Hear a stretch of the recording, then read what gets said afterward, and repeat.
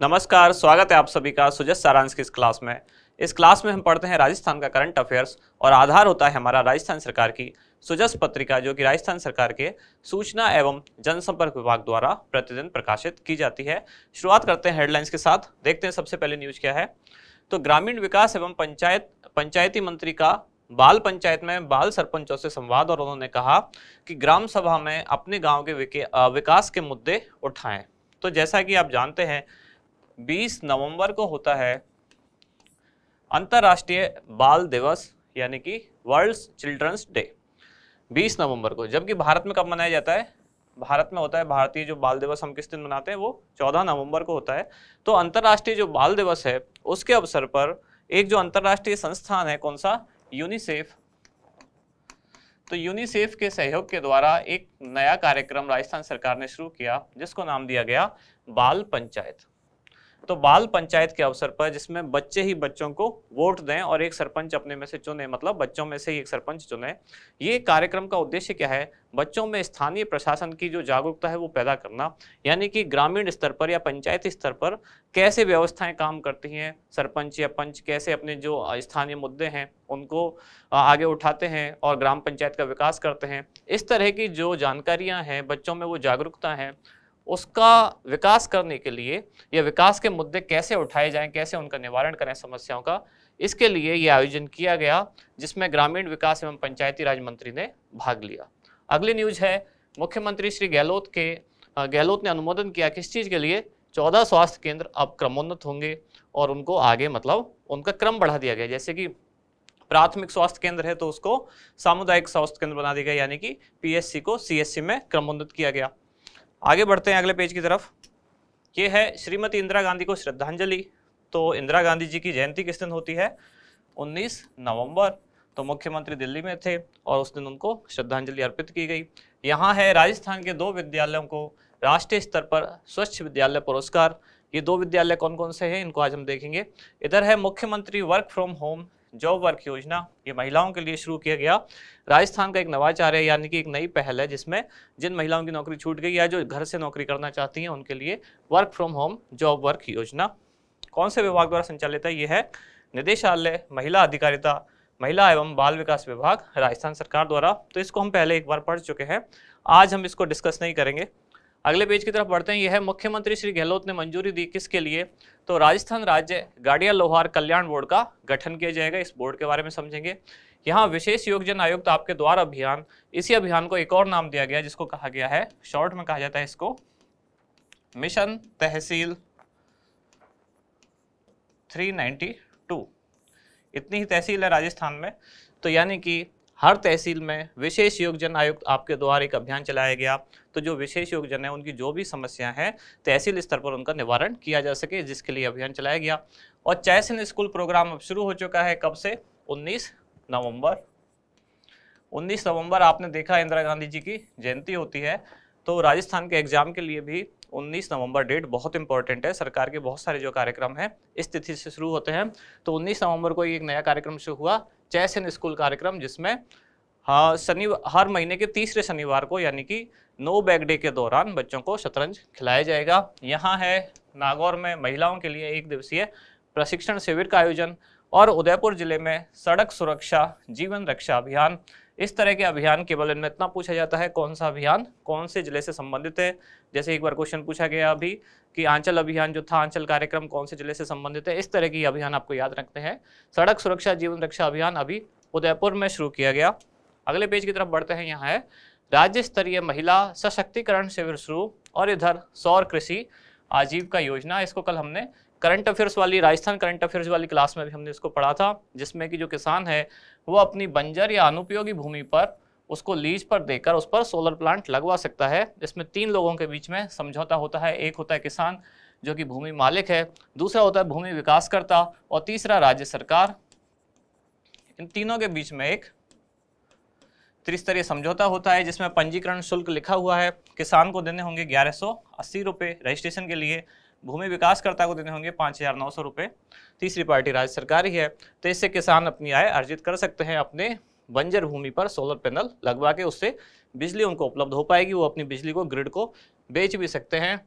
एक बार मैंने एक बात कही थी कि सशक्तिकरण क्या ठीक लिखा हुआ है, मैंने आपसे पूछा भी था कमेंट्स में, तो मेरे हिसाब से गलत है। जितना ज्ञान मुझे है, मैं व्याकरण का एक्सपर्ट नहीं हूँ, लेकिन जब भी करण प्रत्यय लगता है तो जो वर्तनी होती है ई वाली वो बड़ी होती है। तो जहाँ तक मुझे याद है या जितना मैं जानता हूँ ये होता है सशक्तिकरण।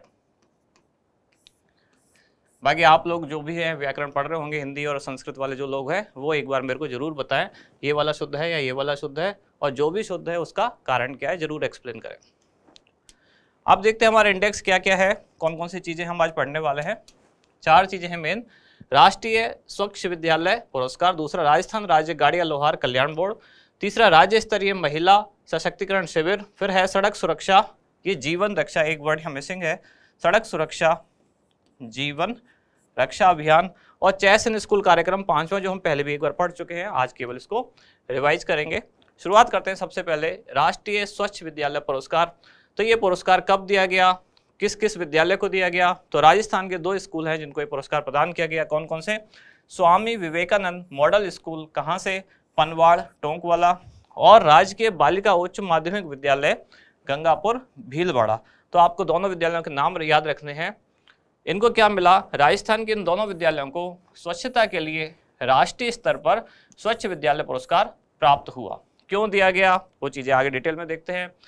विवरण क्या है इसका? भारत सरकार द्वारा दिल्ली में कार्यक्रम आयोजित हुआ जिसका नाम था राष्ट्रीय स्वच्छ विद्यालय पुरस्कार। वर्ष कौन से के लिए? 2021-22 के लिए। इसमें कुल 39 विद्यालयों को पुरस्कार दिया गया, जिसमें से राजस्थान के 2 विद्यालय शामिल थे। नाम हमने अभी देखा। इन विद्यालयों के चयन किस आधार पर हुआ? वहाँ पेयजल की व्यवस्था कैसी है, शौचालय की व्यवस्था कैसी है, हाथ धोने की व्यवस्था कैसी है, सौर ऊर्जा से वहाँ संचालित कितनी चीज़ें हैं, और आकर्षक विद्यालय परिसर है या नहीं। इस तरह की बिंदुओं के आधार पर इनको पुरस्कार दिया गया। इसमें राजस्थान के 2 विद्यालय शामिल थे। दोनों का नाम आपको याद रखना है, जो ऑब्जेक्टिव एग्जाम है उनके लिए इंपॉर्टेंट है। अगली न्यूज है राजस्थान राज्य गाड़िया लोहार कल्याण बोर्ड। तो मुख्यमंत्री द्वारा मंजूरी प्रदान की गई है इस तरह के बोर्ड के गठन के लिए, लेकिन अभी गठन हुआ नहीं है, मतलब गठन को मंजूरी दे दी गई है। संदर्भ यही है इसका पढ़ने का कि मुख्यमंत्री द्वारा राजस्थान राज्य गाड़िया लोहार कल्याण बोर्ड के गठन के प्रस्ताव को मंजूरी प्रदान कर दी गई है। इसका उद्देश्य क्या होगा? गाड़िया लोहार समाज को मूलभूत सुविधाएं उपलब्ध कराना तथा उनके पिछड़ेपन को दूर करना। गाड़िया लोहारों के लिए 2 ऐसी योजनाएं और चल रही हैं जो कि राजस्थान सरकार की फ्लैगशिप योजना भी है। एक तो उनके जो सामान है उनको लिए जो जरूरी चीज़ें हैं, कच्चा माल जो है उसको क्रय करने के लिए राज्य सरकार ने योजना चला रखी है।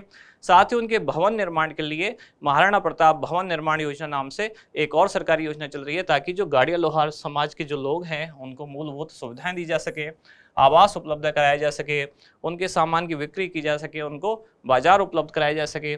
और इसीलिए अब एक और चीज़ उनके लिए शुरू की गई है, वो क्या है? गाड़िया लोहार कल्याण बोर्ड, जिसका गठन किया जाएगा।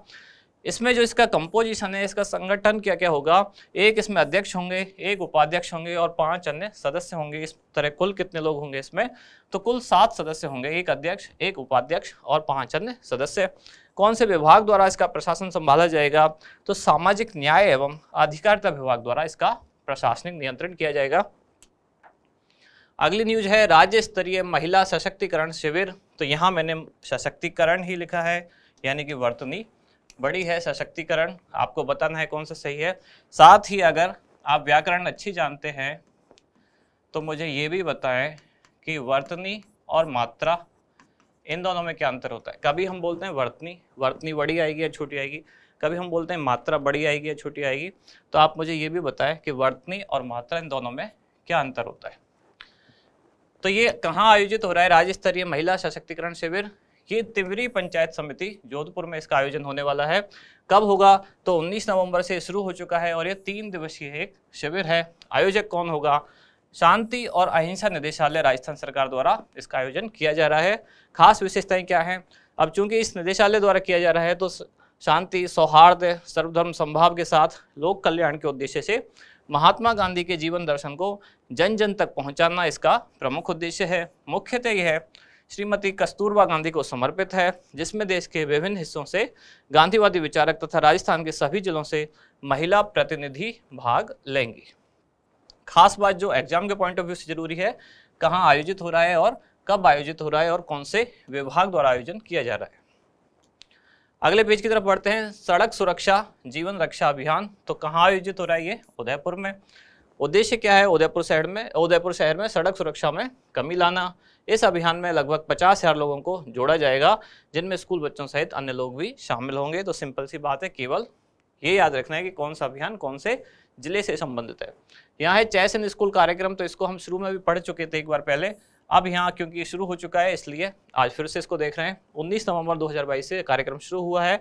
कार्यक्रम का उद्देश्य क्या है? बच्चों को शतरंज खिलाना, ताकि उनके मन में यानी कि उनके मस्तिष्क में एक प्रतिस्पर्धी जो भावना है उसका विकास किया जा सके। तो बच्चों में प्रतिस्पर्धा की भावना विकसित करना और उनके मस्तिष्क का समुचित विकास करना। इसके तहत प्रदेश के 60,000 से अधिक सरकारी विद्यालयों में हर महीने के तीसरे शनिवार को, हर शनिवार को नहीं बल्कि हर महीने के तीसरे शनिवार को नो बैग डे के दौरान शतरंज खेला जाएगा। लेकिन महीने के हर शनिवार को कौन सा डे होता है? महीने के हर शनिवार को होता है नो बैग डे। तो अगर एक महीने में 4 शनिवार हैं, सामान्यतः एक एवरेज मान लेते हैं, तो 4 में से हर तीसरे शनिवार को होगा शतरंज का आयोजन। जबकि नो बैग डे कितने होंगे? हर शनिवार को नो बैग डे का आयोजन। नो बैग डे का आयोजन नहीं मतलब उस दिन बच्चों को केवल बैग नहीं लेके आना है, फ्री रहते हैं वो, इसीलिए इस दिन ही आयोजित किया जाएगा कौन सा? शतरंज का खेल, जिसको नाम दिया गया चेस इन स्कूल कार्यक्रम। लास्ट में हम एक क्वेश्चन जो डिस्कस करते हैं हर दिन कि हाल ही में भारत सरकार द्वारा राष्ट्रीय स्वच्छ विद्यालय पुरस्कार वर्ष 2021-22 हेतु राजस्थान के कुल कितने विद्यालयों का चयन किया गया? ऑप्शन है 2, 4, 5 या 3। क्या है इसका उत्तर? बताएं आप कमेंट्स में। और लास्ट में आपके लिए एक जानकारी कि परीक्षा से पहले एक परीक्षा जो सेकंड ग्रेड एग्जाम की तैयारी कर रहे थे, जिसकी पहले डेट थी 20, अब वो बढ़ाकर कर दी गई है 27 को एग्जाम डेट, और रजिस्ट्रेशन आप करा सकते हैं 23 नवंबर तक। तो यहाँ समाप्त होती है आज की क्लास। अब मिलते हैं कल अगली न्यूज के साथ अगली क्लास में। धन्यवाद।